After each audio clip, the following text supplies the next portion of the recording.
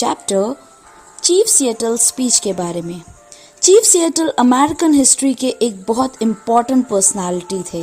वो सुक्वामिश ट्राइब के चीफ थे जो कि अपने नेटिव लोगों के राइट्स के लिए अमेरिकन कॉलोनाइजर्स के अगेंस्ट ढाल बनकर खड़े थे। चीफ सिएटल ने अपनी ये स्पीच तब दी जब उन्हें पता चला कि अमेरिकन कॉलोनाइजर्स उनकी ट्राइब का लैंड खरीदेंगे और बदले में उन्हें माफ़ी और अमेरिका में रहने का अधिकार देंगे। ये देखते हुए कि उनकी ट्राइब की पॉपुलेशन कम हो रही है, चीफ सिएटल ने ना चाहते हुए भी इस ऑफर को एक्सेप्ट कर लिया। चीफ सिएटल की ये स्पीच अपने आप में काफ़ी कॉन्सोलेटरी है। उन्होंने इस स्पीच के थ्रू अपनी ट्राइब के लोगों को बताया है कि अब रेड इंडियंस यानी उनकी ट्राइब के लोगों की पोजीशन पॉलिटिकली वीक हो चुकी है and their fortune is now dependent on American colonizers.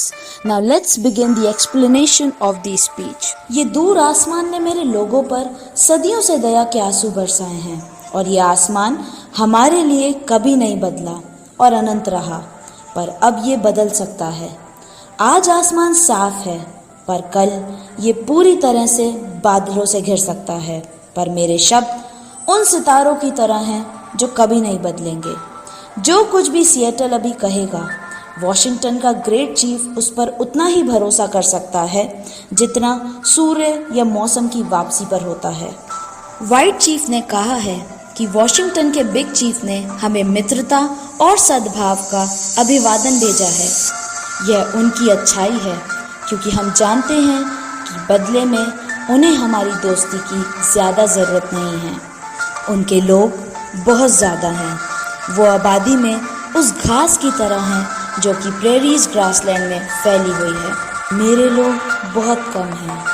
उनकी आबादी उन फैले पेड़ों की तरह है जो तूफान के आने से मैदान में रह गए हैं। ग्रेट चीफ और मैं ये समझते हैं कि वाइट चीफ ने हमें संदेशा भेजा है कि वह हमारी ज़मीन खरीदना चाहते हैं और बदले में वह हमें आराम से पर्याप्त रहने की अनुमति देने के लिए तैयार हैं।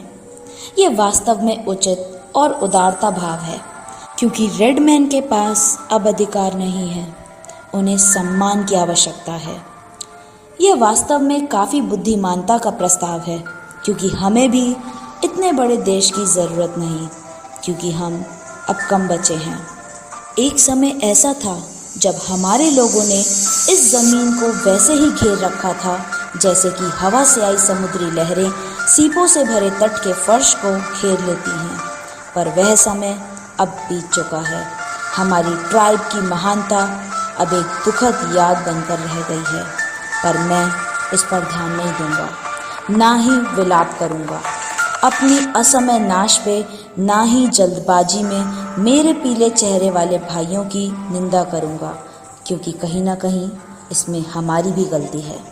हमारे नौजवान बहुत मनमौजी हैं। जब वे सत्य या असत्य बातों पर गुस्सा हो जाते हैं और अपने चेहरों को काले रंग से रूप बिगाड़ लेते हैं तो यह दर्शाता है कि उनके दिल काले हैं और वे अक्सर क्रूर और कठोर हो जाते हैं और हमारे बूढ़े आदमी और वृद्ध महिलाएं उन्हें रोक नहीं पाते। ऐसा तब से किया जा रहा है जब से गोरे लोग हमारे पूर्वजों को पश्चिम की तरफ धकेलते आ रहे हैं।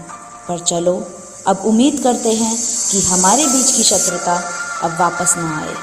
अब हमारे पास खोने के लिए सब कुछ है पर पाने के लिए कुछ भी नहीं। युवा पुरुषों द्वारा बदला लाभ माना जाता है, फिर चाहे वो अपने जीवन की लागत पर ही क्यों न लेना पड़े।